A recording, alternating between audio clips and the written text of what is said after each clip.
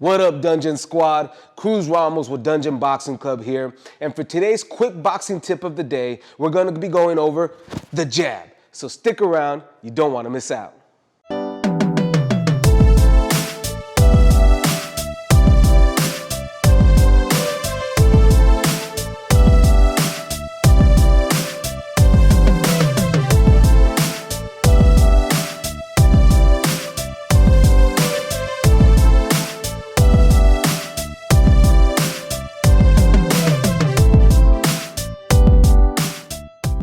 All right, so I believe that the jab is the most important punch in all of boxing. The reason why I say that is the way I teach my fighters, the jab is used to find your range, the jab is used to keep your opponent off of you, and the jab is used to set up the big combinations. So today I want to go over just a few points, a few things that I like to teach my fighters here at Dungeon Boxing Club. So the first thing I like to teach my fighters is ensuring that we get that jab to its target as fast as possible. And the best way of doing that is going right down the middle. Okay? I don't like my fighters to load up their punches because then you're letting your opponent know what you're about to do. So if you've seen any of my previous videos when I'm talking about the boxing stance, I like to keep my jab, my left hand about 6 to 10 inches away from my face.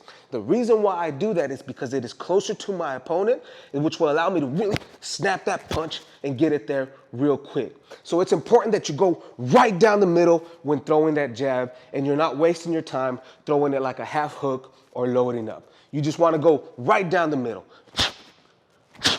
Another thing that I like to teach my fighters when throwing the jab is the movement of your head. So say in a circumstance where you're sparring or you're fighting a guy that's got a longer reach than you, you don't want to have to jab with this guy and keep your head in this placement right here, because if his jab is longer than yours or he's faster than you, that jab is going to get to you before you get to him. So I like for my guys to kind of dip their head a bit when throwing that jab. So I'm going to do this in slow motion. All right. So if that jab is coming at me and I'm jabbing with my opponent, I want to make sure that my head is dipping to the side a bit. There's a few reasons why I like that there when I dip down.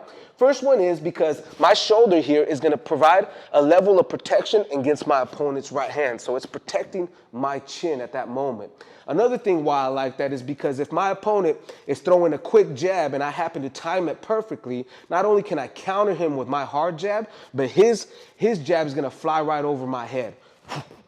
See that? If he's throwing that jab, it's going to go right over my head, which then is going to allow me to throw a right uppercut, a big straight cross. You know, it's going to allow me to set up my counter shots. So I like my guys to lean a little bit in when throwing that jab so that we can counter our opponent and avert getting hit by our opponent as well. So remember, we're going right down the middle and we're going to dip our head slightly. Just like that. And lastly, I really encourage my fighters to use the shoulder when throwing that jab. You don't want to just use your arm punch, your arm strength, just throwing that, because it's kind of a weak jab. I don't like throwing lazy jabs.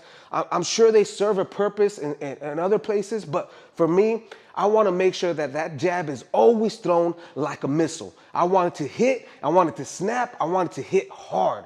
And the way to do that is you generate the power from that shoulder, okay?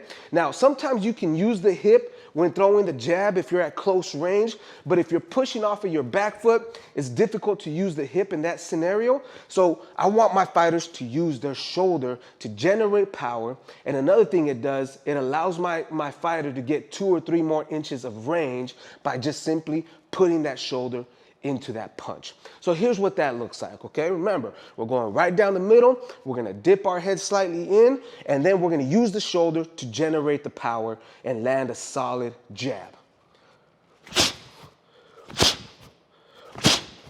And that's how I like to teach the jab here at Dungeon Boxing Club. Thank you guys so much for joining me. I greatly appreciate the time that you guys spend with me. Like in all my other videos, if you guys have any comments, ideas, or even tips or pointers on how I can improve, please drop that down in the comment box. I reply to everyone. So thank you so much for joining me today. I look forward to seeing you guys in the next video.